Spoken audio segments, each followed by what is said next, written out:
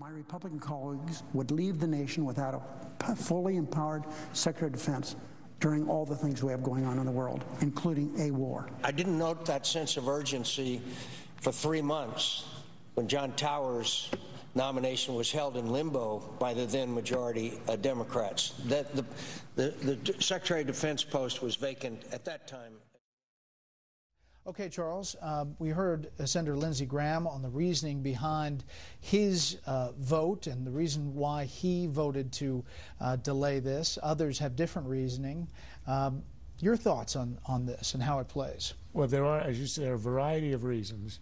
I think the main one right now for the delay, and it looks as if it's just a delay, it's not a denial until the end of time of a vote on his nomination.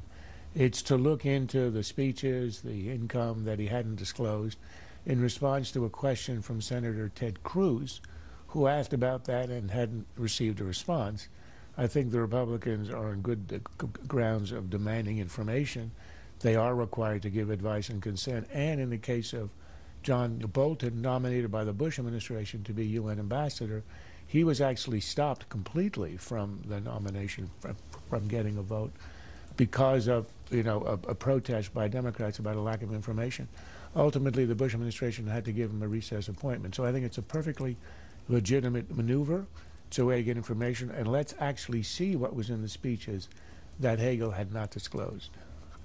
One of the things that Graham talked about, and other senators, including McCain and Senator Ayotte, is information about Benghazi. And President Obama talked about that on Google Plus Hangout today.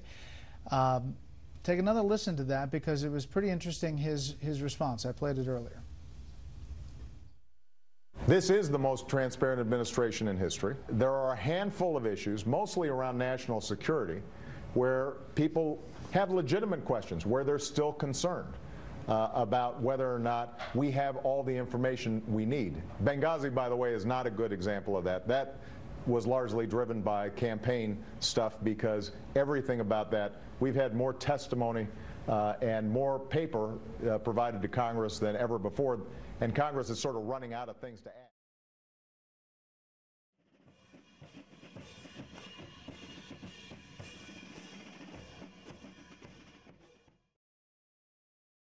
And he also was extremely sad that the Republicans are the ones who prevented us from having a Secretary of Defense in these difficult days.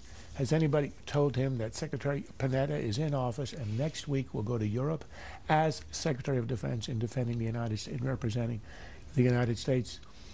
Perhaps he needs an antidepressant. I'd be happy to give him one. Our commitment to our kids' education has to continue throughout their academic lives.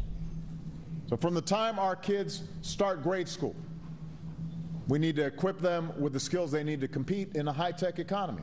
That's why we're working to recruit and train 100,000 new teachers in the fields of the future, in science and technology and engineering and math, where we are most likely to fall behind. It's easy to go out there and be Santa Claus and talk about all the things you want to give away, but at some point, somebody's got to pay the bill.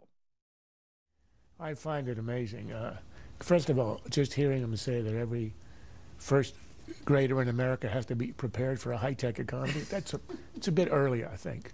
The other part of this is that here we are with $16 trillion in debt, $1 trillion a year of deficits.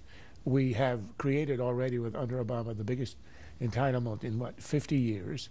And now he wants to create a new entitlement for preschool for every 4-year-old in the country.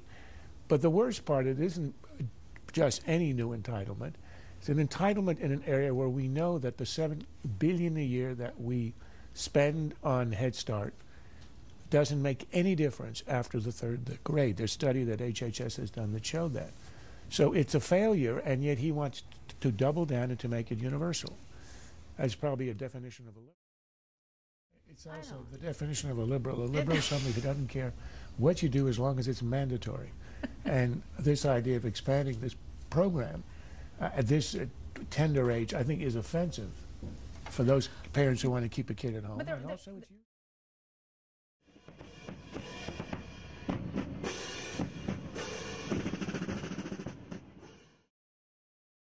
This has been a Sunfish production.